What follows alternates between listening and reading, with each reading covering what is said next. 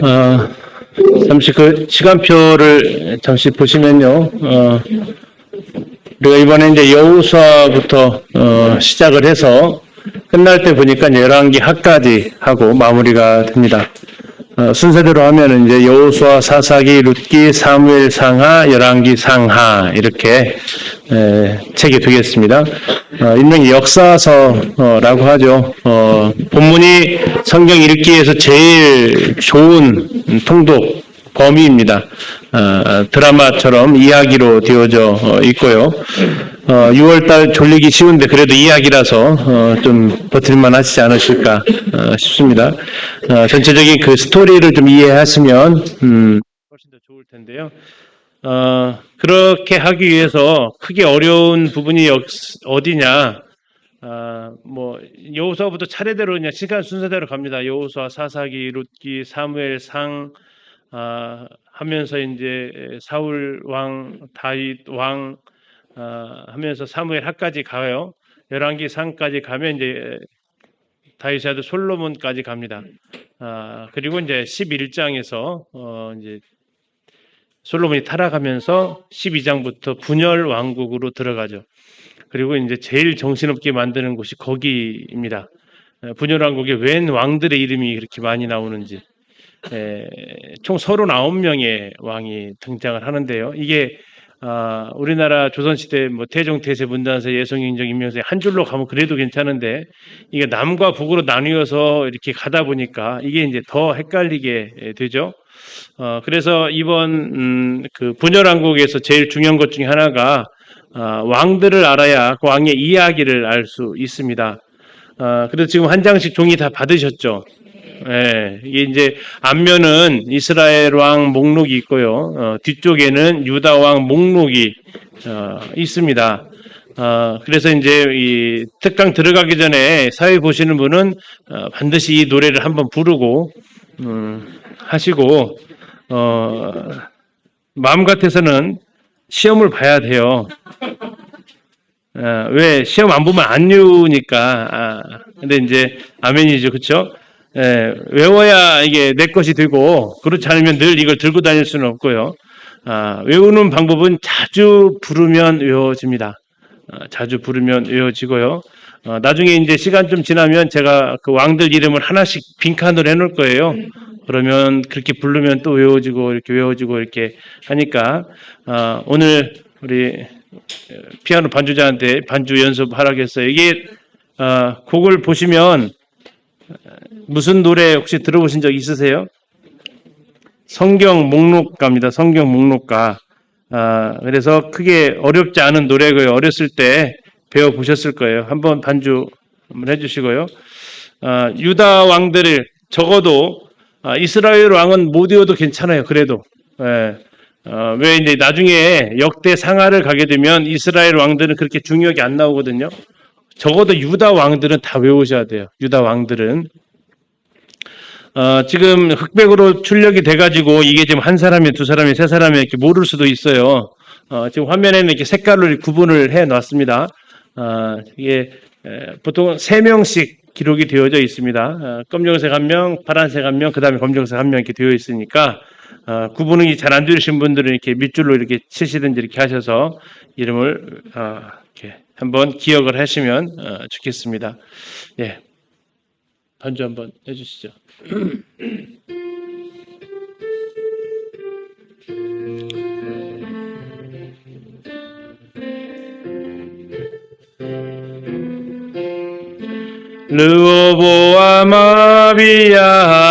르오보아마비야사 여사바 여호라마시야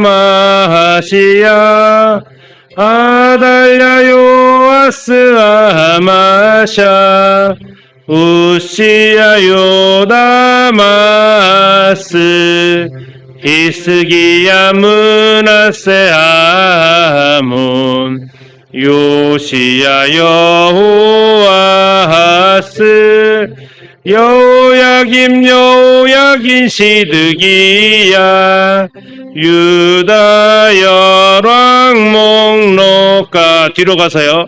여로보암 나다바사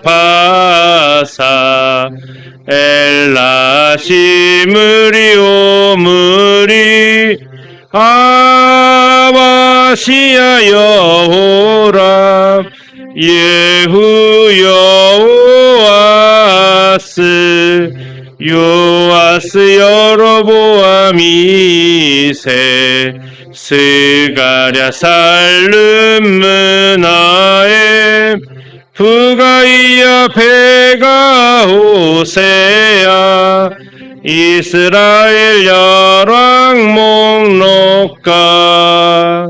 예, 노래는 쉬운데 이제 지금 39명을 방금 하신 거예요.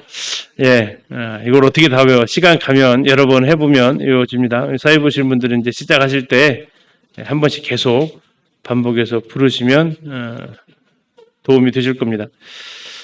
예, 오늘 이제 첫 시간이 여호수아입니다. 오늘 여호수아 24장까지 있는데 읽고 가시면 됩니다. 저녁은 그래도 좀 부담이 좀 덜 합니다. 지금 이제 이스라엘 백성이 어디 있는지를 우리가 알고 이렇게 가야 돼요. 여호수아를 시작을 할 때. 자, 여호수아 바로 앞에 있었던 책이 무슨 책입니까? 신명기죠, 신명기. 신명기가 지금 어디서 있었던 일이라고 그랬죠?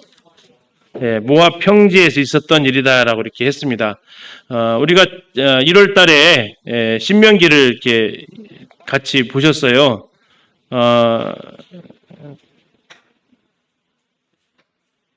한번 그 추억을 잠시 한번 좀 떠올려 볼까요? 지금 여기입니다. 다시 말하면 신명기에서 무슨 얘기했냐면 가나안 땅에 들어갈 것에 대한 준비 설교입니다. 레위기 출애굽기가 1세대 부모 세대에 하셨던 말씀이라면 40년 보내면서 그 1세대가 다 죽었잖아요. 그리고 2세대가 드디어 이스라엘 2세대가 가나안 땅에 들어갈 준비를 하는 겁니다. 이들의 최고 연령이 몇 살이라고요? 두 사람 빼고는 모세 빼고 여호수아하고 갈렙 빼고는 59살 민반입니다. 당시 20살 이상으로는 다 죽었다고 나오니까 아마 최고령자는 이제 59살 되셨겠죠. 자, 그분들이 이제 들어가서 어떻게 해야 될 것인지에 대해서 신명기가 그 설교를 했고요. 여러 가지 그곳에 가서 지켜야 될 법들을 이야기를 쭉 합니다. 그러면서 마지막으로 이제 종교를 맺으면서 너희들이 순종을 하면 복을 받고 불순종하면 저주를 받을 것이다 라고 이렇게 하면서 이제 마무리를 지어요. 그리고 나서 여호수아를 임명을 합니다. 모세는 죽고요. 이제 그러면 여호수아는 무슨 내용이 기록되어지겠어요? 자, 우리가 여호수아를 정말 아무것도 한 번도 읽어본 적이 없다고 생각해 보시고, 드라마를 다음 편을 못 봤다 생각하시고 이렇게 하고 신명기에서 드라마가 끝났어요.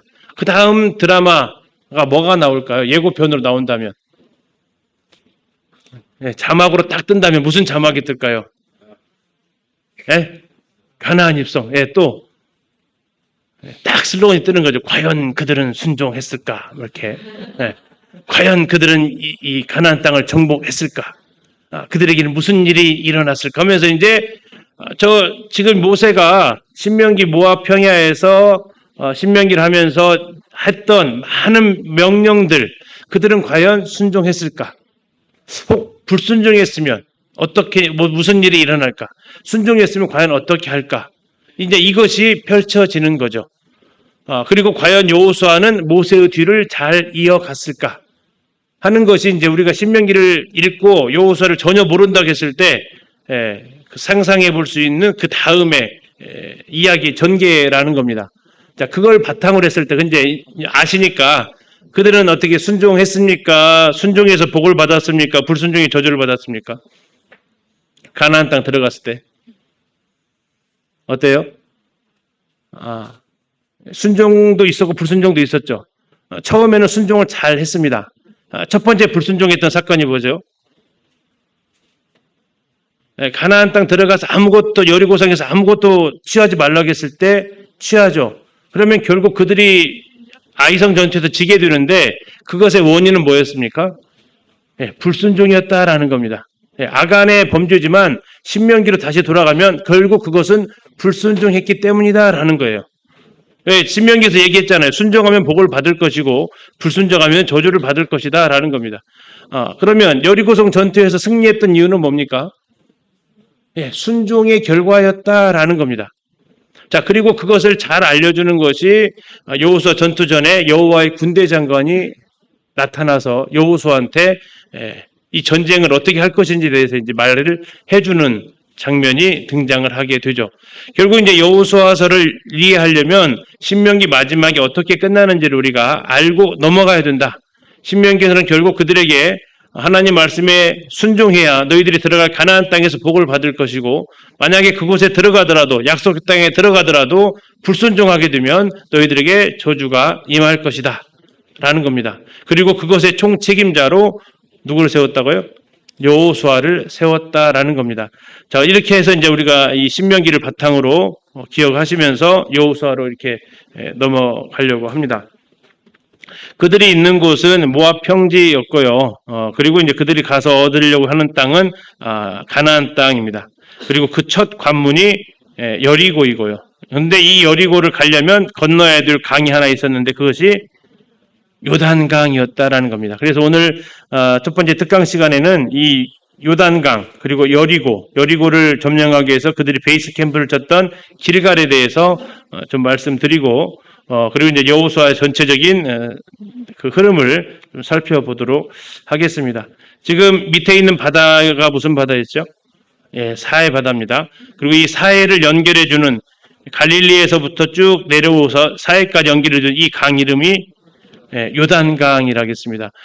단에서 흘러내린다라는 뜻입니다. 요단이라는 뜻이 단에서 흘러내리는 강, 수원지가 단이라는 지역이 있었죠. 거기서 흘러내린다라는 뜻을 가지고 있습니다. 요단강에 대해서 살펴보도록 하겠습니다. 그들이 가나안 땅에 들어갔을 때 지금 방금 했던 데가 바로 여기 모압 평지 아벨 시딤입니다.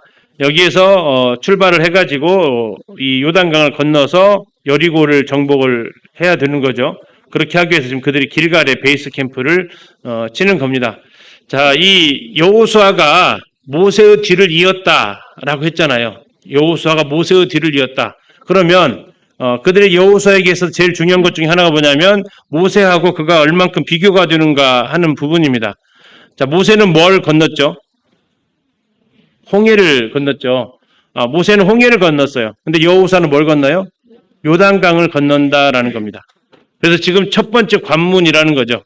이스라엘 백성들을 애굽에서 데려올 때는 홍해를 건너야 했고, 그들을 이제 가나안 땅으로 들어가기 위해서는 바로 요단강을 건너야 되는데 인도자가 바뀌었습니다. 그래서 여호수아 1장 1절을 펴셨으니까 잠깐 한번 보실까요? 여호수아서 1장 1절입니다.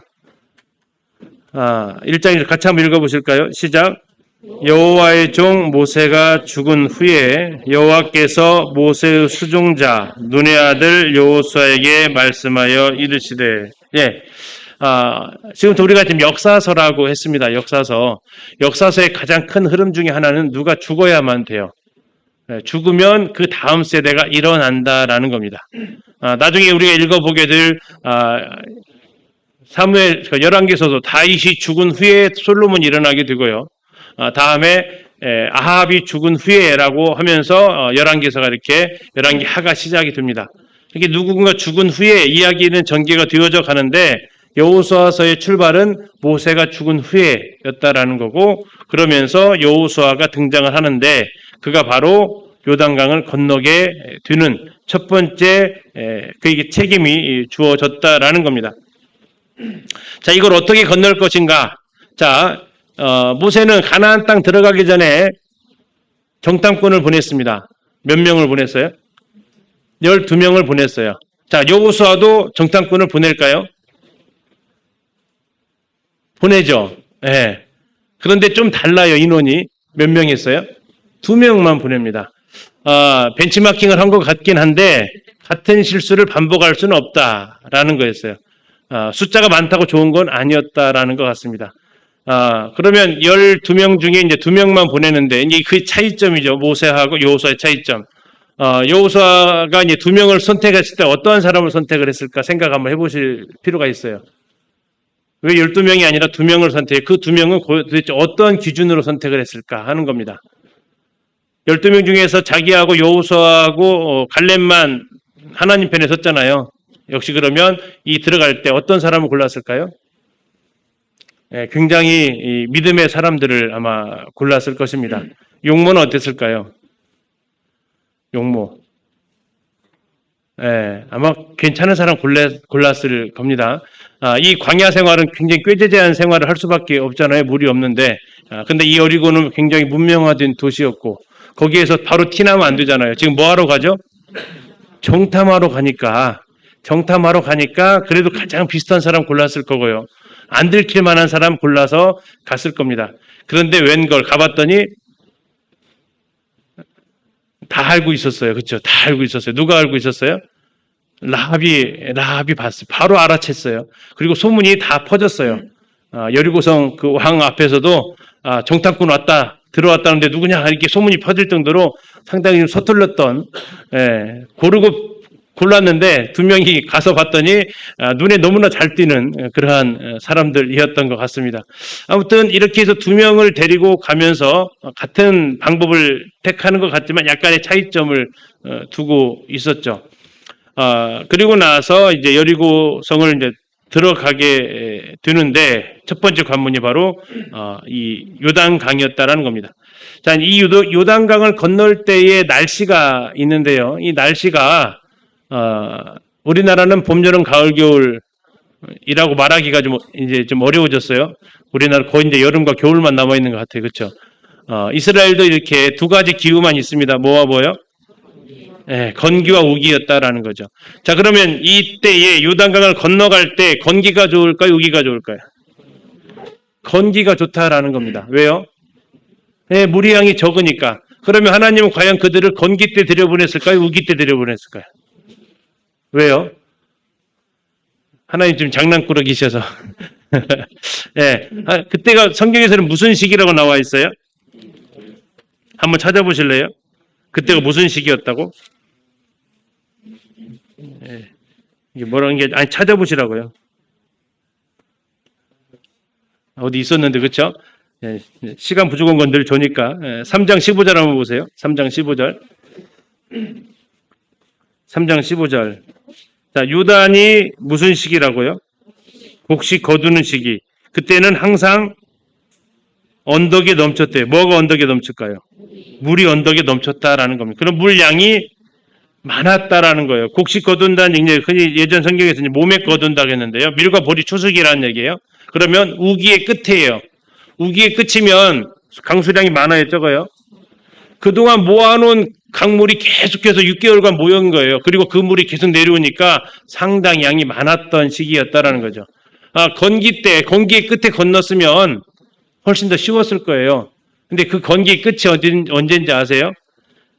우리 신명기 그들이 모세가 설교했던 때가 몇 월 달인지 혹시 기억나세요? 신명기에서? 신명기 1장 한번 가보세요.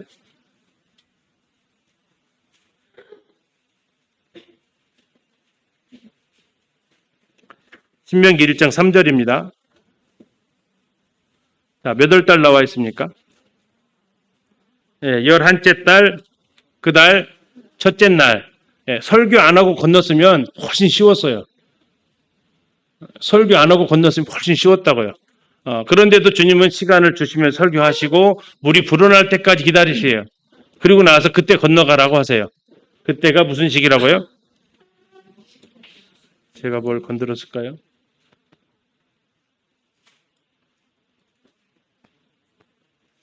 왜 안 나올까요?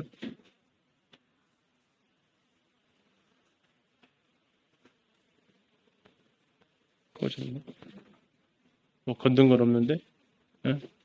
접속 불량인가요?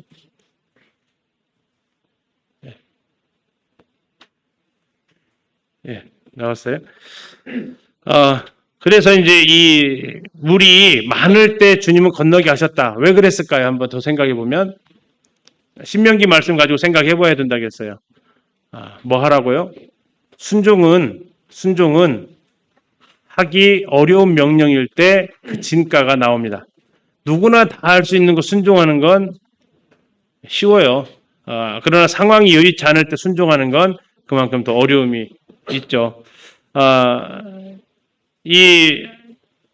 이 수량이 많았을 때 어떻게 이 요단강이 갈라졌는가 하는 것은 아마 지진의 영향일 거라고 이렇게 보통 이야기를 하는데요. 이제 아담 성읍에 멈췄다라고 하는데 한번 영상을 잠깐 한번 보시겠습니다. 그래서 물이 적어요.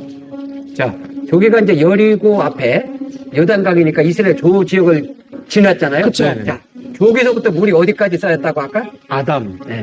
아담 성읍. 아담읍까지 쌓였다고. 네. 자, 사진에 보는 저기가 나온다. 바로 아담읍이에요. 오. 언덕처럼 돼 있죠? 저 지역까지인데 아까 몇 킬로라고? 3km. 네. 그리고 저 아담 지역에 보면은 저렇게 오늘날도 저렇게 저게 뭐냐면은 호박이에요. 바닥에다 심는 호박 농사를 이렇게 짓고 있는 모습을 볼 수 있어요. 왜냐면 요단강 옆에 있으니까 네. 물이 귀해도 강 그렇죠. 옆에니까 농사를 저렇게 네. 짓고 있는 좋은 모습을 환경에서. 우리가 이렇게 볼 수가 있습니다. 예. 자, 이게 이제 전체적인 출애굽 신화의 반도의 지점이고요. 네. 예. 이스라엘 건넜던 그 요단강 그분을 전체적으로 이렇게 확대해서 네. 한번 보도록 하겠습니다. 네. 자, 오. 저 확대해서 보면 밑에 그 사해가 이렇게 보이고, 그다음에 또 오른쪽으로 가운데 오른쪽으로 이제 약간 좀 시커먼 부분이 있죠. 네. 거기가 모압 평지예요. 네. 거기에 이제 아베시팀도 있고 한데, 자, 거기서부터 이스라엘 백성들이 건너가는데 여리고 쪽으로 가요. 네. 여리고 앞에 아까 우리 봤던 것처럼 네. 여리고 쪽에 보면은 여리고 바로 전에 네.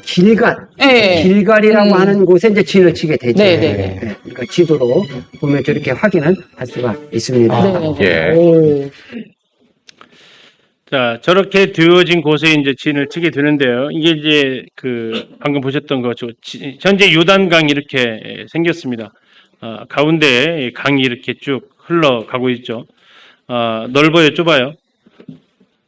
좁죠. 이게 요단강입니다, 이게. 그래서 보통 요단강 가서 만나게 되면 듣던 대로 할까요? 아니면 애게할까요? 애게할 수밖에 없어요. 너무 좁으니까. 저희들 1월 달에 가게 되면 보통 이제 우기 때 가거든요. 우기 때 가도 별로 안 넓어요. 그런데 정말 그러면 여호수아 때도 그랬냐? 그건 아니다라는 겁니다. 이게 지금 이제 항공에서 찍은 사진인데요. 보통은 이렇게 아주 건기 때는 이 정도 이렇게 타고 이렇게 흘러갑니다. 그러다 우기 때가 되면 이 전체가 물이 다 흘러가고요. 여기서부터 여기 위에까지 이제 골이라고 하는데 여기 위에까지 물이 흘러 넘쳐서 상당한 수량을 하게 됩니다. 그래서 이 거리가 약 1km 이상의 상당히 넓은 지역을 건넜던 때가 바로 곡식 거두는 시기였다라고 지금 말씀을 하고 있는 겁니다. 예수님 요단강 세레터라고 하는 곳의 모습입니다. 이 요단강이 어디서부터 흐른다고요? 단에서부터 흘러서 요단이라고 합니다. 요르단, 흘러내리다는 뜻에서 요단강, 총 길이가 약 250km 이상 되어지는 굉장히 긴 강입니다. 이스라엘이 동서는 좁아도 남북은 되게 길어서 이렇게 큰 강이 흐를 수 있고요.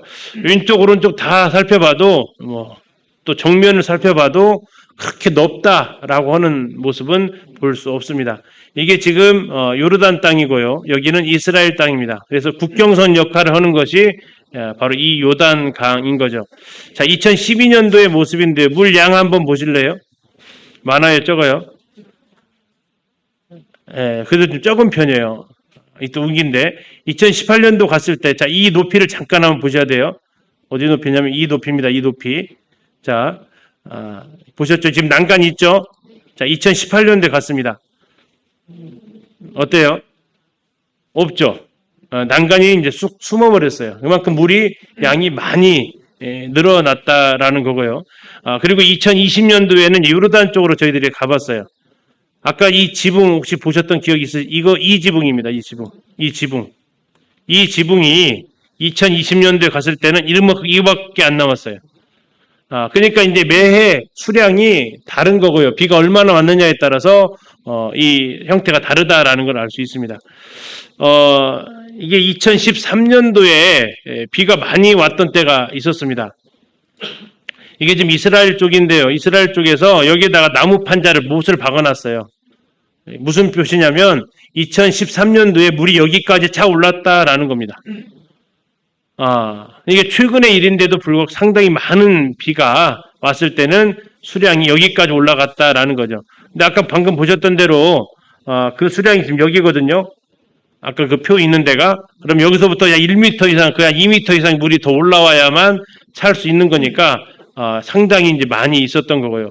한 100여 년 전에 2015년도에 요단강이 이 정도로 범람을 했던 적도 있습니다. 그래서 가서 봐서 이게 이런 정도의 강, 그냥 뭐 다리 좀 걷고 건널 수 있겠다. 그 정도의 강이 아니라 몸에 거두는 시기였다라는 거 성경은 곡식 거두는 시기였다라고 얘기하시면서 쉽지 않았다라는 것을 보여주는 거죠. 자, 이걸 그림으로 표현하면 이 부분입니다. 지금 이렇게 건기 때는 요 쪼록 흘러요. 그런데 이게 몸에 거둔 시기면은 점점 넓어져 간다라는 겁니다. 이걸 그림으로 그린 것이 있어 가져와 봤던데, 건기 때는 이렇게 폭이 안 넓습니다. 한 30m, 수심 1m. 그러면 충분히 수영 못하는 사람도 건너갈 수 있는 높이죠. 자, 몸에 거두는 시기, 그들이 가나안 땅 들어가서 얼마 후에 유월절을 합니다. 이게 봄이거든요. 3, 4월 달. 그때는 이 수심이 3, 4m예요. 그리고 폭이 1.6km 정도까지 된다라는 거죠. 그리고 그들이 한 줄로 건넜을까요? 200만이 한 줄로 건너봐요. 얼마나 걸리겠어요, 시간이. 적어도 1km 이상의 간격은 쫙 벌어져야만 1m 간격으로 1km 서면은 몇 명석이에요? 너무 어려운 환자를 1km면 1000m예요. 1m 간격으로 서면 몇 명 서요? 1000명 서요. 그렇죠? 자, 1km 떨어졌어요. 1000명 서요. 그러면 200만 명 건너려면 뒤로는 얼마나 가야 될까요? 계산 잘 안 되시죠? 어마어마한 행렬이 건너갈 정도였다라는 겁니다. 그리고 이 깊이가 물이 마르지 않으면 건너갈 수 없는 깊이고요. 왜 아담 성읍 3, 40km 정도의 거리에서 물을 멈추게 하셨는지 우리가 생각해 볼 수 있죠. 그래야만이 그들 시야에는 물이 멈춘 것이 안 보이는데 그들이 이 요단강을 건널 때 믿음으로 건널 수밖에 없었다라는 겁니다. 당시 그림을 이렇게 좀 볼 수 있어요. 제일 먼저 언약궤가 앞에 서게 됩니다. 그리고 약 2000규빗 정도 떨어졌다 해서 약 1km 정도 떨어져서 앞을 가게 되고요. 그러면 이 언약궤를 맨 제사장이 이 요단강에 딱 들어갔을 때, 발목이 물이 잠겼을 때 하나님께서 물을 끊어버리십니다. 그래서 물이 이제 마르게 되고요. 여기 이 선발대하고 본대가 여기 1km 정도 되죠. 이것으로도 1km 이상 펼쳐서 건널 수밖에 없습니다. 그렇지 않으면 시간이 계산이 안 돼요. 그렇게 해서 이제 건너가게 되고, 이들이 언약궤를 메고 요단강에 딱 들어섰을 때 물이 멈췄고, 이들이 제일 먼저 들어갔고 나갈 때는 백성들이 전부 다 건너간 후에 그들이 나갔다라고 이야기를 하죠. 그리고 돌 12개를 갖다 놓고 여기다가 기념비를 세웠어요. 요단강 가면은 그 돌이 있을까요, 없을까요? 2000년 전에 이미 있었기 때문에 다 물에 떠내려 갑니다. 그 찾으러 가실 필요는 없어요. 그렇게 12개의 돌을 해서 기념비를 이렇게 세우라라고 하셨던 겁니다. 이 정도의 그림을 좀 이해하시면 되겠습니다. 그러면 왜 하나님은 이곳을 택하셔서 이런 일들을 하게 하셨는가? 여기에서는 여러 가지 성경적 사건이 복합적으로 일어났던 곳입니다. 제일 유명한 사건이 바로 예수님이 세례 받으셨던 곳이죠. 성경에는 이렇게 기록되어져 있습니다. 이 일은 요한의 세례 주던 곳 어디라고요? 요단강 건너편 베다니, 요단강을 건너서 베다니에서 된 것이다. 다시 말하면 예수님은 갈릴리에 사셨기 때문에 세례를 받으시기 위해서는 요단강을 건너가셨다라는 거고요. 세례 받고서는요, 건너오셨다라는 거죠. 이것이 반복이 되어졌다라는 곳, 이곳에서 하셨다라는 겁니다. 또 어떤 일이 있었냐면 우리가 이번에 읽게 될 열왕기 하에 나와 있는 사건인데요. 엘리야가 이 강을 건너갑니다. 그리고 그의 후계자였던 엘리사도 이 강을 건너가게 되죠. 그들은 어떻게 이 강을 건너갔냐면 겉옷을 가지고 쳤어요. 그랬더니 물이 갈라져서 그들이 건너갈 수 있었다라고 이야기를 합니다. 또 어떤 일이 있었냐면 여기에서 목욕했던 사람이 있습니다. 혹시 이 남자 아십니까? 나아만 장군이죠. 수리 아람 왕의 군대 장관 나아만이 여기에서 몸을 몇 번 씻어요? 이제 7번 씻어서 살이 깨끗해집니다. 근데 나아만이 가서 이 요단강을 딱 보고 나서 들어가고 싶다고요? 들어가기 싫어요. 지금 가도 들어가기 싫어요. 더러운 물은 아닌데 흙탕물이에요. 깨끗하지가 않아 보여요. 그래서 들어가기 싫을 정도의 물인데, 그들이 이 믿음으로 그가 또 들어가서 여기서 깨끗함을 얻게 되는 거죠. 이 요단강은 이런 성경에 많은 역사들이 담겨져 있고요. 오늘날에도 자주 불려집니다. 혹시 요단강 어떨 때 부르세요? 장례식장 가서 요단강 건너가 만나리 하면서 이제 소망이 가나안 땅 들어가는 것에 비유해서 가나안 땅이 천국이라는 개념을 가지고 한 건데 실상 가나안 땅은 천국은 아니거든요. 근데 이제 어떻게 개념이 이렇게 부르면서 부르고 있는데 어쨌든 이 요단강을 건너가야 된다라는 겁니다. 성도들은 여호수아도 건너가야 했고요. 또 들어가야 될 강이기도 합니다. 방금 보셨던 사건이 이제 이거죠. 우리가 읽게 될 대제사장들이 요단물을 밟고 섰을 때 물이 멈췄다라는 겁니다. 우리 앞에 이 요단강이 지금도 흘러가고 있다라는 겁니다. 그리고 그 강은 건기가 아니라 우기철에 하나님이 꼭 건너가라고 하시는 요청이 있다라는 거죠. 그냥 돌다리 놓고 건너갈 수 있는 시기가 아니라, 그리고 이 제사장들이 물이 멈춘 다음에 들어간 게 아니었다라는 거예요. 뭐라고 얘기하냐면, 제사장들의 발바닥이 요단 물을 밟고 멈추면, 요단 물 곧 위에서 흘러내리던 물이 끊어진다라는 겁니다. 그럼 물이 끊어진 게 먼저라고요? 들어간 게 먼저라고요? 들어간 게 먼저라고 성경은 이야기하고 있습니다. 끊어지면 들어갈게요. 우리가 이렇게 해요. 아니면 안 하죠. 말을 아예. 끊어지면 들어갈게요. 뭔 기적이 하나님께서 보여주시면 주님 뜻으로 알고 갈게요. 이런 기도를 우리가 은연중에 많이 하지 않습니까? 근데 주님은 야 그건 믿음 아니야 라고 이야기를 하시죠. 나중에 그렇게 기도했던 사람이 기드온이라는 사람이죠. 하나님 앞에 여러 가지 조건을 자꾸 내세우잖아요.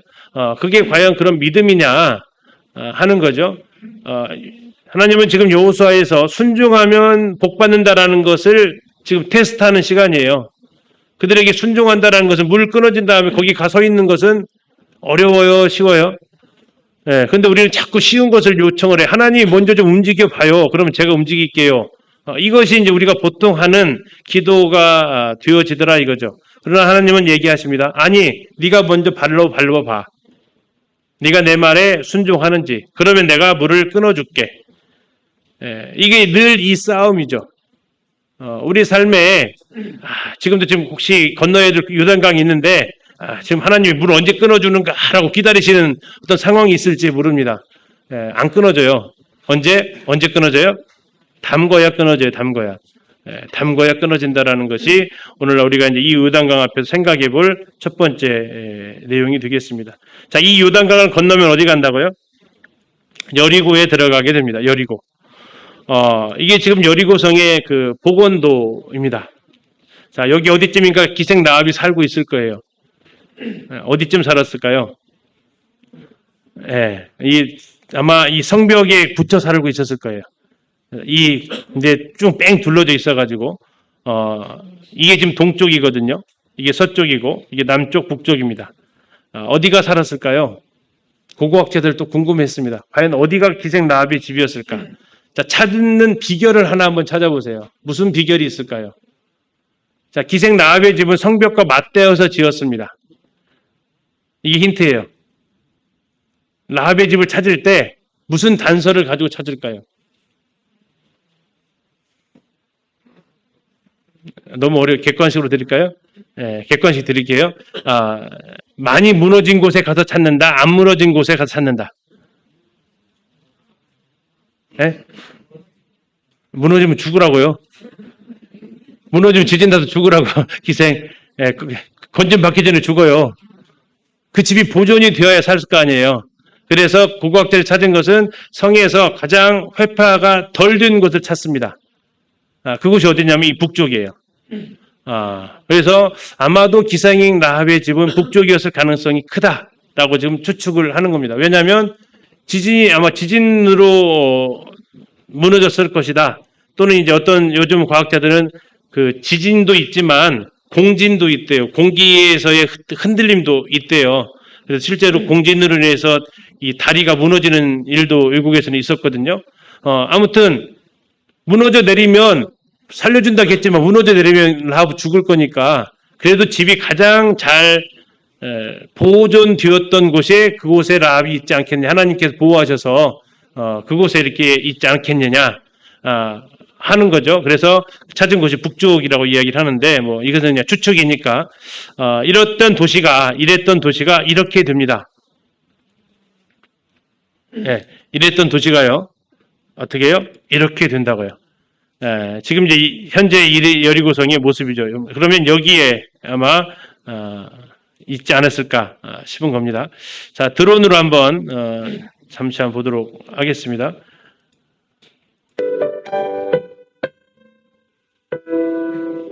자, 지금 왼쪽에 나타나는 것이 여리고성입니다.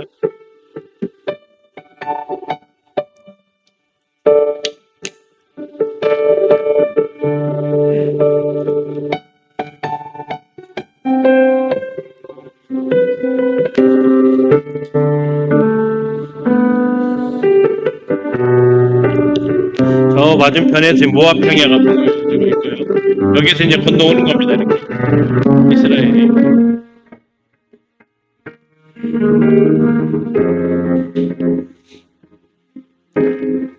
이게 지금 여리고성입니다. 이게 이제 북쪽이고요. 여기 이제 망대가 이렇게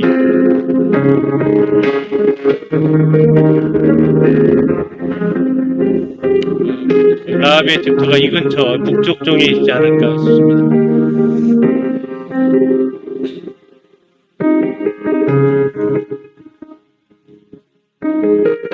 아무것도 남아있지 않죠.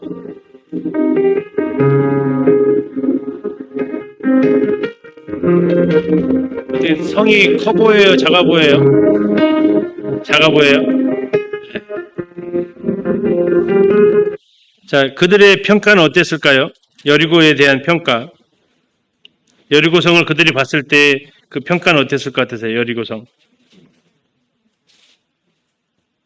어떻다고 얘기를 해요? 에게 이 정도 성이면 뭐 그냥 시군죽 먹기네 했을까요? 그들이 늘 광야에서 봤던 것은 뭘 보고 살았어요? 천막 치고 살았던 사람이에요. 담도 안 치고 살았던 사람이에요. 그런데 그들 앞에 이 여리고성이라는 거대한 성이 있다라는 것은 난공불락이라고 보통 이야기를 하죠. 공격이 굉장히 어려운 성이다라고 이야기를 합니다. 자, 이 성이 이제 무너지게 되는데, 자, 이게 지금 무너진 모습을 좀 표현한 겁니다. 자, 밖으로 무너졌어요? 안으로 무너졌어요? 자, 안으로 무너지면, 자, 어땠을 것 같아요? 공격하기가 없겠죠. 밖으로 무너져야 이게 무슨 역할을 하죠? 다리 역할을 하잖아요. 계단 역할을 한단 말이에요. 자, 그러면 또 하나. 왜 안으로 무너지면 공격을 해서 무너진 거고요. 예. 공격을 했는데 자기들이 치고 나왔지는 않았을 거 아니에요. 여기 이렇게 밖으로 무너졌다는 얘기는 밖에서 안에서 치고 나왔다는 얘기인데 이렇게 치고 나올 여리고 사람들은 없을 거 아닙니까? 나오더라도 문으로 나오지 벽 뚫고 나오진 않잖아요. 자, 이것은 결국 밖으로 무너졌다는 이것은 그들이 무너뜨리는 것은 아니다. 여리고 사람들이. 두 번째, 그러면 결국 아까 했던 대로 소리를 지를 때에 공진, 사람의 그 음파도 힘이 있잖아요. 그건지 아니면 지진이 나서 한 건지 모르겠지만 무너졌다라는 거고, 이 성이 이중으로 되어져 있다라는 거. 밑에는 지금 뭘로 보여요? 밑에가 돌로 되어져 있죠. 돌로. 그리고 위에는요, 흙으로 이렇게 되어져 있습니다. 이 높이가 나와 있는데요. 높이가 얼마큼이라고 나와 있어요? 약 7m라고 나와 있어요. 밖에서 봤을 때는 어때요? 그럼요. 아주 거대한 성이라는 겁니다. 여리고성에 가서 찍으면 이렇게 되어져 있습니다. 실제로 위벽과 내벽이 있고 지금 이 돌 위에 다 진흙으로 되어져 있었는데요. 무너져 내려가지고 지금 돌만 이렇게 남아 있는 상태입니다. 성벽이 바깥쪽으로 완전히 무너져서 공격하는 자들이 파괴된 성벽으로 기어 올라갈 수 있게 되었다라는 것을 이렇게 확인할 수 있고요. 아주 안에는 이렇게 견고한 망대가 이렇게 있다라는 거죠. 그런데 그곳에 곳곳에 이렇게 불이 탄 흔적이 발견이 됩니다. 여호수아를 우리가 읽어보겠지만 여호수아 6장 24절에 우리가 그 성과 그 가운데 있는 모든 것을 불로 살랐다라고 나와 있어요. 우리가 가나안 정복 전쟁에서 불살은 성읍이 몇 개 안 돼요. 근데 그 중에 하나가 첫 번째 이 여리고였고요. 그 다음에 보여주고 있는 것이 이 토기들입니다. 여리고에서 발견된 이 토기들. 이 토기가 뭐냐면 곡식 창고입니다. 이 곡식 창고에 쌀이 많았을까요? 적었을까요? 많았습니다. 왜 많아요? 포위 기간이 짧았다라는 겁니다. 자, 포위 기간이 길었으면 다 여기 곡식 떠서 먹었을 거 아니에요. 두 번째는 이때가 곡식 거두는 시기였다라는 거죠. 곡식 거두는 시기였고 포위 기간이 며칠이었습니까? 일주일이었습니다. 그래서 이 곡식이 아주 많이 남아 있었다라는 것이 항아리를 깨봤는데 거의 많이 차 있었다라는 것을 보여주고 있죠. 더 나아가서 우리가 아까 이 여리고성 크기가 어떻다고요? 커 보이세요? 작아 보이세요? 얼만큼이나 돼 보이세요? 한 바퀴 돌면 얼마 걸릴 것 같으세요? 자, 이게 이제 발굴하기 파낸 건데요. 조사를 해봤더니 둘레가 600m밖에 안 돼요. 둘레가 600m. 제가 고창에 근무를 했었는데 고창읍성이 있거든요. 여기 가보신 분 있죠? 네, 거기에 고창읍성이 1684m예요. 그러면 고창읍성보다 아주 작다라는 거죠. 600m 한 바퀴 도는데 얼마 걸렸을까요? 네? 얼마 걸리세요? 예, 보통 사람이 1시간에 4km 가요. 1시간에 4km. 평균적으로. 예. 그러면 1km도 안 되잖아요. 1km 천천히 간다고 했을 때 15분이에요. 예, 근데 600m라고요. 10분. 네, 10분. 여유 있게 가고 담소 나누면서 가도 10분. 아주 작은 성이었다라는 거죠. 그런데 어떤 일들이 말로만 들으면, 소문으로만 들으면 되게 커 보여요. 근데 부딪히면 별거 아닌 것들이 꽤 많아요. 여리고 가기 전에 여리고 한 번도 안 보고 성경에서만 여리고성 읽을 때는 계속 난국물랑의 성이다, 공격하기 되게 어렵다, 뭐 이런 얘기를 들었을 때는 와, 대단한 성처럼 생각하고 여리고를 갔어요. 근데 딱 가서 봤을 때 처음 나왔던 얘기가 요단강 보고 여기도 봤지만 애기에게 진짜로 이거 좀 이랬어요. 왜요? 직접 부딪히니까 별거 아닌 것들이 꽤 있다라는 거죠. 어떤 일을 아마 경험해 보셨을 겁니다. 하기 전이 제일 떨려요. 그리고 막상 부딪히면 별거 아니에요. 그런데 우리는 하기 전에 그 두려움 때문에 아예 시도 자체를 못할 때라는 거죠. 어쩌면 요단강과 비슷해요. 요단강이 계속해서 흘러내려오는데 거기 발을 담가보래요. 이게 쉽지 않거든요. 여리고성도 광야 생활하면서 맨 텐트 치고 살다가 저렇게 여리고성 딱 있을 때 저걸 무너뜨려라. 저게 쉽지 않다고요. 그러나 막상 우리가 하기 전이 제일 힘들지 가서 부딪히면 그렇게 큰 문제는 아니다라는 겁니다. 근데 우리가 한 번 더 생각해 볼 것은 여리고성 앞에 더 생각해 볼 것은 이 여리고성을 돌려고 할 때 어디서부터 출발을 하죠? 길갈에서 출발을 합니다. 성경에 길갈의 후보지가 여러 군데가 이렇게 있어요. 자, 여리고성이고 이게 지금 요단강입니다. 여기서부터 건너오는 거예요. 길갈이 어딘지는 몰라요. 지금도 정확한 곳은 알려지지가 않았어요. 제일 먼 데부터 시작해서 제일 가까운 데까지 있어요. 제일 가까운 데가 여기래요. 키르베덴 리틀레라고, 이게 여리고 평이라면 여기가 제일 가까웠던데 여기도 한 4km 정도 된다는 얘기예요. 4km. 무슨 생각을 해봤냐면요. 성 한 바퀴 도는 것은 크게 어렵지 않다. 600m니까. 보통 화살을 쏠 수 있으니까 좀 떨어져서 걸어도 1km가 채 안 될 거예요. 좀 떨어져 걸어도. 성벽으로만 돌면 600m지만, 그래도 바로 밑으로 돌지는 않잖아요. 바보같이 죽이니까. 떨어져서 적어도 화살이나 이거 안 나올 정도의 거리를 돌았을 거 아니에요. 자, 그 정도 돌았을 하더라도 한 바퀴 도는 거 괜찮다. 근데 문제는 어디서부터 가야 돼요? 그 앞에서 도는 게 아니라 숙소에서 돌아야 되잖아요. 숙소에서. 자, 숙소가 어디예요? 길가래요. 자, 길가리에서 가요. 얼마를 걸어가요? 제일 가까운 곳이 계산했을 때 4km로 보시게요. 4km. 그럼 1시간입니다. 꼬박 1시간인데 이 무리가 행진할 때 속도하고 개인이 갈 때 속도하고 같아요, 달라요? 뭐가 더 빨라요? 개인이 빨라요. 그러면 단체가 갈 때는 시간이 더 걸리죠. 그러면 1시간 반 잡는다고 생각해봐요. 1시간 반 동안 가요. 그리고 한 바퀴 돌고 와요. 그러면 시간이 얼마 걸렸을까요? 약 한 9km 정도 잡으면 되겠죠. 4km, 1km, 4km. 왕복으로 돌아와야 되니까. 그럼 9km예요. 9km면 뭐 2시간, 한 3시간. 자, 괜찮아요? 할만해요? 아니면 생각이 좀 더 좀 돼요? 자, 그 다음 생각 한 번 더 해보실 것은 뭐냐면, 가가지고 뭐 하고 와요? 이벤트가 뭐예요? 그냥 아무 말 하지 말래요. 주의사항이 그거야. 아무 말 하지 말고 한 바퀴 돌아요. 쉬워요, 어려워요? 많이 어려워요. 많이 어렵다고. 저 위에서는 뭐라고 했을지 몰라요. 근데 이 4km, 1km, 4km 돌아오는데 조용히 하고 다니래요. 조용히 하고. 말하지 말고 가래요. 왜 말하지 말라겠을까요? 무슨 말이, 그들이 말을 허락했으면 무슨 말을 했을까요? 이게 뭔 짓이여? 야, 이런다고 성이 무너지냐? 네, 흔히 말하는 이제 부정적인 의견들이 여러 군데에서 터져 나왔겠죠. 하나님 거기에 대해서 입 딱 다물라고 하세요. 하루 갔다 왔는데 그 다음날 돈 올 때 보니까 성벽이 좀 금이 좀 가 있죠. 아니란 말이에요. 아무 변화 없어요. 한 바퀴 돌고 왔는데 그 다음날도 똑같아. 언제까지요?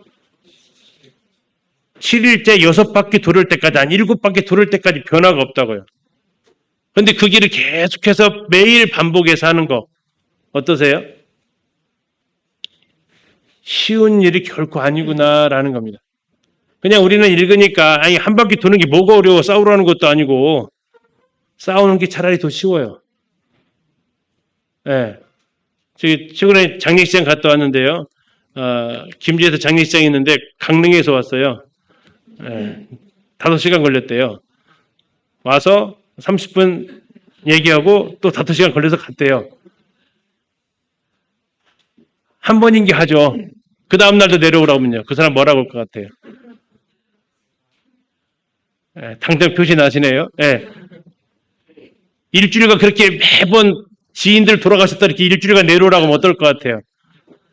이건 시험 들어요. 한 번이니까 하지. 한 번 도니까 돌지. 그런데 하나님 한 번으로 안 하세요. 어떻게 한다고요? 일주일 내내 돌아라니. 일주일 내내. 근데 마지막 날은 그 효험도 없는 것을 마지막 날은 몇 번을 하라고요? 7번이나 하래요. 아무 효과도 없는 것을 7번이나 하래요. 이것이 결국 지금 하나님께서 뭐에 대해서 지금 가르치신다고요? 전쟁은 어떻게 하냐라는 거예요. 전쟁은 어떻게 하냐. 너희들이 가나안 땅에 들어가서 하는 전쟁은 과연 어떤 전쟁이냐라는 거예요. 참 무모한 것 같아 보이는 전쟁. 어떻게 이 전쟁에서 이기냐라고 할 것 같은 그 전쟁. 그런데 하나님은 그 일을 반복적으로 시키세요. 반복적으로. 이것과 가장 어울리는 그림이 이 그림이 아닌가 싶어요. 하루에 1m씩 파고 들어갔는데, 네. 이 사람 나중에 이 사실 알았을 때 어땠을 것 같으세요? 얼마만 파면 되죠? 진짜 도끼 한 번만 더 치면 될 것 같은데, 네. 이 사람은 어떻게 될 것 같아요? 여기까지 갔다가 갈까요? 포기하고 갈까요? 아니면 이걸 차지할까요? 하나님께서 우리에게 순종한다라는 것은 어떤 이벤트가 보여져서 되어지는 것은 아닌 것 같다라는 거죠. 끝이 안 보이는 거죠. 언제까지 이 짓을 해야 돼? 그리고 어떤 변화가 보이고 성장이 보이면 괜찮은데 똑같은 것 같아. 똑같은 것 같은데 계속 해야 돼. 예, 한 번은 한다니까요. 2번, 3번도 한다니까 우리나라는 3, 4번까지는 하잖아요. 그렇죠? 근데 이걸 일주일 내내 한다라는 거 결코 쉽지가 않아요. 이런 글을 그래서 한번 적어왔습니다. 매일 편도 4km를 걸어서 1km 정도 성 둘레를 걷는 일, 위치지도 말하지도 소리도 내지 않으며 걸어야 하는 길, 매일매일 돌아도 아무런 변화가 일어나지 않는 일, 마지막 날 6바퀴 돌아도 아무런 일도 일어나지 않는 일, 그러나 7일을 채우기 위해서 매일매일이 필요했던 일, 그러나 7바퀴를 채우기 위해서 한 바퀴 한 바퀴 돌아야 했던 일, 그리고 마지막 날 마지막 바퀴를 돌았을 때 일어난 하나님의 기적. 우리의 삶이 이런 모습은 아닐까? 일상의 반복, 같은 사역의 반복, 때로는 다람쥐 쳇바퀴 도는 것 같은 생활, 조금만 성과가 보여도 힘이 날 텐데, 조금만 변화가 보여도 포기하지 않을 텐데, 그러나 11시 59분 59초 때까지는 시계 종소리가 들리지 않으리라. 그리고 1초가 지난 후 다음 날이 찾아오는 종소리가 들려오리라. 이 길갈에서 여리고를 도는 것을 묵상을 하면서 이런 글을 한번 적어 보았습니다. 누군가는 이렇게 이야기합니다. 그 저울에, 양팔 저울에 이렇게 있는데, 기도라는 게 뭐냐? 종이 한 장씩을 계속해서 올려놓는 것이다라고 표현을 하시더라고요. 이쪽에는 무거운 추가 있고, 종이 한 장 올려놓는다고 한들 무슨 변화가 있어요? 아무 변화 없죠. 그 다음 날도 한 장, 그 다음 날도 한 장. 좀 들썩거리면 힘이 나도 날 텐데 아무 반응이 없죠. 그런데 어느 순간 한 장을 딱 올려놨을 때 드디어 무슨 일이 일어나요? 이것이 퉁 떠오르는 거죠. 그런데 우리는 많은 일들을 그 한 장을 놓기 전에 에이, 안 돼. 이게 어느 영혼을 전도하는 일이 될 수도 있고요. 이게 때로는 교회 성장일 수도 있고요. 또 자녀들의 변화일 수도 있고요. 어쩌면 내 자신의 성장일 수도 있고요. 하다가 너무 지친다. 언제까지 해야 돼? 때로는 지긋지긋하다 하는 어떤 이런 생각들이 나로 하여금 이 가나안성, 이 여리고성을 도는 걸 포기하고 싶은, 하나님 뭔가라도 좀 보여주세요 하는 듯한, 그러면 돌게요 하는 듯한 이러한 하나님 앞에 이러한 하소연을 하는 이런 모습이 아닐까 이렇게 생각이 듭니다. 지금 우리가 세 군데를 봤습니다. 요단강, 그리고 여리고, 그리고 저 길갈에서부터 여리고를 돌 때까지 그 과정들, 모매기 거두는 시기, 곡식 거두는 시기에 요단강을 건너야 했던, 흘러내리는 물에 내 발을 담가야 했던 그 믿음의 순간, 아무 변화 보이지 않아도 약속 믿고 한 발 한 발 돌으면서 여리고성을 끝내 13바퀴를 다 돌고 하나님 말씀 의지해서 외쳤을 때 그 성벽이 무너져 내리는 그 순간, 우리가 자칫 하나님 제발 물을 좀 끊어주세요. 그럼 제가 발 디딜게요 하는 그런 기도를 계속해서 하고 있다면 하나님은 계속해서 물을 보내주실 거고요. 하나님 우리에게 네가 하는 일에 말도 말고 외치지도 말고 소리도 내지 말고 그냥 내 약속 믿고 묵묵히 가라 했을 때 우리가 그 길을 가다가 때로 멈춰버려서 아무 경험도 하지 않고 고생은 고생대로 하고 하나님의 능력은 능력대로 보지 못하는 이러한 일이 있다면 이건 참 우리의 믿음의 길에 순종이라는 첫발을 떼지 못한 모습이 아닐까 하는 생각을 이 앞에서 해보게 됩니다. 그래서 어쩌면 우리가 이 여호수아를 읽는다라는 것은 그런 것 같습니다. 신명기에서 말씀하셨던 순종이냐 불순종이냐 하는 것을 보여주는 장면이다라는 거죠. 이 여호수아하고 모세는 닮은 점이 상당히 많이 있습니다. 아까 살펴봤던 대로 또 하나 그가 경험하게 되는 것은 싸움에 임하기 전에 여호와의 군대 장관을 만난다라는 거고요. 군대 장관을 만난 자리에서 여호수아는 모세랑 똑같은 명령을 듣습니다. 시내산에서 하나님께서 모세에게 했던 명령이 뭡니까? 네가 섰는 땅은 거룩한 곳이다. 내 발에서 신을 벗어라. 그 이야기를 여호수아도 동일하게 듣는다라는 거죠. 어쩌면 신을 벗는다라는 것은 여러 가지 의미가 있는데 권리를 포기한다라는 것이 들어가 있고요. 룻기에서 이제 그런 장면들이 이렇게 보여집니다. 또는 하나님 앞에 당시 종들은 신발을 신었어요, 안 신었어요? 안 신었어요. 예, 그래서 네 주권을 내려놓으라라는 그런 의미일 수도 있을 수 있고요. 아무튼 그 앞에서 하나님 앞에서 자신이 해왔던 방식을 내려놓고 하나님의 명령에 순종하는 것을 배워가는 거죠. 여호수아의 구조는 굉장히 간단합니다. 몇 장까지 있다고요? 24장까지 있어요. 그런데 12장으로 나눠요. 자, 그리고 12장은 다시 두 등분으로 나누는데 네 가지 단어만 기억하시면 돼요. 자, 한번 읽어보실래요? 첫 번째 시작. 어디를요? 요단강을. 두 번째, 어디를요? 가나안 땅을. 자, 그리고 이렇게 하면 12장이 끝나요.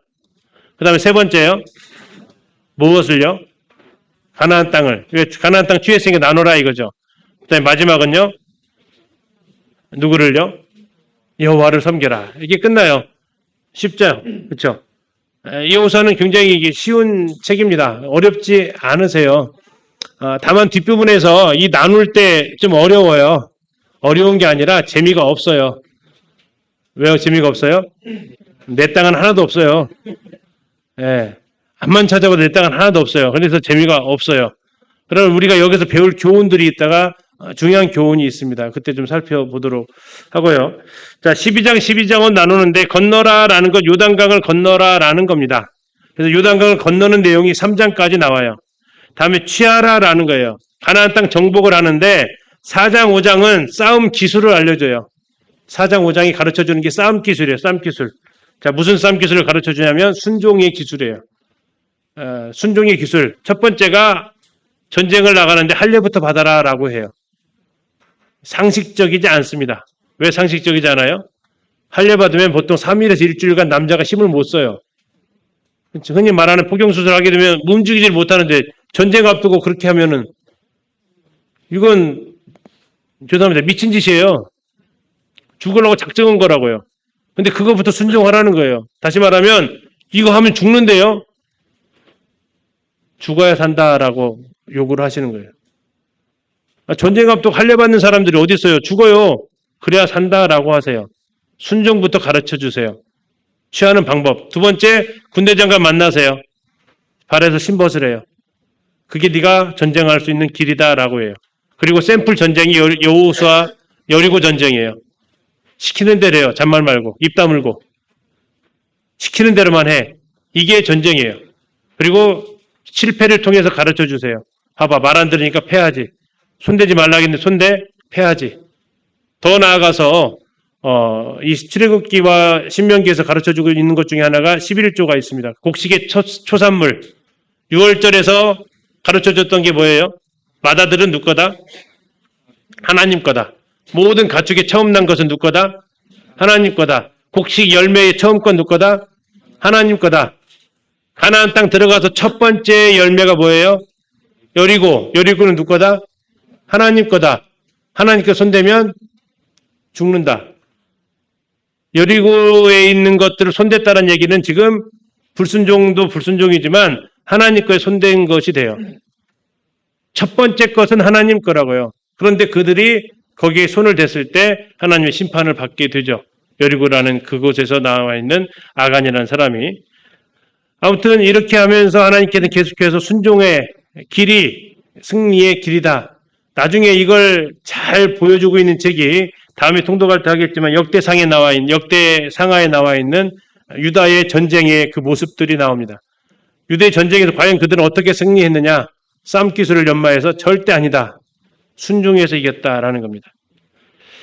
자, 그리고 이제 그 다음 단계 나눠야 돼. 땅을 얻었으니까 나눠 갖는 것이 13장부터 21장까지 나눠 갖게 됩니다. 근데 이 땅을 나눌 때 참 이상한 지파가 하나 있어요. 이상한 지파. 그 지파는 왜 그랬을까 싶은 그런 지파가 있어요. 이따가 이거 읽을 때 잠깐 좀 살펴보고요. 그리고 이제 22장부터 여호수아의 고별사가 나옵니다. 고별사가. 그래서 나와 내 집은 여호와를 섬길 테니까 너희는 섬길 자를 택해라. 하고 백성들 앞에서 지도자들 앞에서 얘기하면서 자신의 고백을 하면서 여호수아가 죽죠. 그래서 이 큰 흐름이 되는데 앞에 3장이 있죠. 뒤에도 몇 장이에요? 3장. 그리고 가운데 9장. 그래서 3, 9, 9, 3 이렇게 대칭으로 딱 되어져 있어요. 얼마나 쉬워요, 그렇죠? 3, 9, 9, 3 이렇게 되어져 있다. 자, 이렇게 딱 나눠져 있다라는 얘기입니다. 자, 좀 더 설명을 하면 비어 있으니까 뭐가 더 나올 것 같잖아요, 그렇죠? 자, 1장에서 하나님께서 여호수아를 부르십니다. 여호수아를 부르는데 첫 번째 요구가 뭐게요? 1장에서 여호수아한테 했던 첫 번째 요구 8절입니다. 1장 8절. 뭐예요? 이 율법책을 내 입에서 떠나지 말게 하며 주야로 그것을 묵상하여 그 안에 기록된 대로 다 지켜 행하라. 그리하면 내 길이 평탄하게 될 것이며 네가 형통하리라. 이게 지금 여호수아에게 요구하시는 겁니다. 다시 말하면 순종입니다. 그게 네가 살 것이다. 그리고 2장에서 정탐꾼을 보냅니다. 그래서 나중에 이제 만나게 된 라합이 등장을 하게 되죠. 그리고 3장에서 요단강을 건너가게 됩니다. 자, 그러면 이제 요단강을 지금 위치가 바뀌는 겁니다. 4장으로 들어가면서 어디로요? 여리고 땅으로 들어가게 됩니다. 그러면서 거기에서 이제 쌈짓을 가르쳐 준다고요. 4장에서 6월절하고 5장에서 군대장을 만나고 그러면서 이제 차지를 하는데 가나안 땅을 차지를 하는데요. 자, 생선을 발라먹는다고 생각을 한번 해보세요. 뭐부터 드실래요? 머리, 몸통, 꼬리. 몸통 먼저 드세요? 네, 여기도 몸통 먼저 먹어요. 몸통 먼저 먹어요. 네, 그 차례 맛있잖아요. 몸통을 먹어요. 근데 맛있어서 먹는 게 아니고 몸통을 딱 했을 때 그래야 위아래 연합을 끊어버릴 수 있어요. 위에서부터 공격을 하게 되면 밑에서 쫙 몰고 올라올 수 있고요. 밑에를 치면 위아래에서 쫙 몰고 내려올 수 있잖아요. 가운데를 딱 치면 흔히 말하는 보급로를 잘라버리는 거예요. 그래서 이 가운데 딱 치고 밑에 치고 위에 쳐요. 자, 그러니까 다시 몸통 먹고 꼬리 먹고 머리 먹어요. 그렇죠. 생선도 머리를 탁 우러내가지고 국물 내가지고 맛이 막 드시잖아요. 그 순서다. 뭐부터 먹는다고요? 몸통, 중부, 다음에 꼬리, 다음에 머리 이런 식으로 순서를 그렇게 먹는다. 이게 지금 6장부터 나와 있는 겁니다. 물론 이 사이에 뭐 세긴 갔다 왔다 그런 내용은 잠깐 있고요. 자, 그리고 나서 이제 땅을 나눠요. 자, 땅 나눌 때 뭐부터 하냐면 야, 우리가 얼마큼 땅 차지했냐 그거부터 계산해 봐야 될 거 아니에요. 그래야 n분의 1을 나누든지 할 거 아닙니까? 그래서 이제 여기에 대해서 나누는 그 과정들이 13장부터 21장까지 나와 있어요. 제일 먼저 어디가 가져가냐면 요단 동편, 요단강 건너와서 건너기 전에 그쪽 두 지파 반이 살겠다고 했죠? 그게 무슨 지파예요?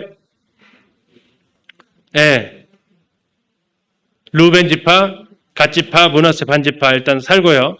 그 다음에 이제 그 모세가 이미 나눠줬던 그 땅들이 있습니다. 그리고 나머지 또 두 지파 반이 땅을 얻어요. 유다 지파, 에브라임 지파, 므낫세 반 지파. 그러면 지금 몇 지파가 남았어요? 두 지파 반이 이미 땅을 차지했어요. 그러면 7지파가 남았어요. 7지파가 가만히 있어요. 그래가지고 이제 더 이상 그들에게 혼내죠. 그래가지고 이 길갈에서 두 지파 반이 땅을 얻었는데 나머지 7지파는 장소를 옮겨요. 실로로. 실로로 옮겨가서 7지파한테 빨리 가서 땅 그려와가지고 땅 나누라고 그래요. 그렇게 해서 마지막 7지파까지 땅을 다 얻게 되고 7지파까지 땅을 얻어야 두 가지를 할 수 있어요. 하나는 도피성을 만들 수 있고 또 하나는 레위지파한테 성읍을 줄 수 있어요. 그래서 그 뒤에는 그 6가지 도피성하고 레위지파에 주는 성읍은 이들이 땅을 나눠 가져야만 각 지파에게 할당이 되는 양을 레위지파가 받기 때문에 그것은 제일로 뒤에 나올 수밖에 없습니다. 그래서 레위지파는 그 땅 얻을 기회도 없는데 얘네들이 가만히 뭉구적 그랬을 때 아마 제일 속탄 게 아마 레위지파일 수도 있어요. 너네들이 다 얻어야 내가 거기서 이제 그 배당을 받는데 아무튼 그렇게 해서 실로에서 7지파가 땅 배분을 받습니다. 자, 다 정리하면 모압에서 2지파 반이 받아요. 모세에 의해서 2지파 반이 땅 받습니다. 다음에 길갈에서 여호수아 앞에서 2지파 반, 유다와 에브라임과 므낫세 반지파가 받습니다. 그리고 나머지 실로에서 저북쪽에 해당되는 지파들이 땅을 기업으로 받게 돼요. 그러면 이제 다 끝났어요. 그럼 뭐 해야 돼요? 이제 흩어져야죠. 제일 먼저 흩어지는 게 누구냐면 이 사람들. 그들이 돌아가다가 에시라는 곳에 제단을 쌓게 됩니다. 왜 쌓죠? 우리는 한 피다라고 하기 위해서. 그런데 이거 약간 오해가 있었는데 다행히 전쟁은 일어나지 않습니다. 그리고 나서 여호수아가 고별사를 합니다. 누구를 불러서요? 첫 번째 인도자들을 불러서, 그리고 마지막에 백성들을 불러서 이야기를 합니다. 무슨 얘기요? 여호와를 섬겨라라는 거. 그래서 여호수아는 이렇게 간단하게 되어져 있습니다. 자, 10분 쉬었다가 40분부터 여호수아서를 한번 눈으로 한번 읽어보도록 하겠습니다. 40분에 시작하겠습니다.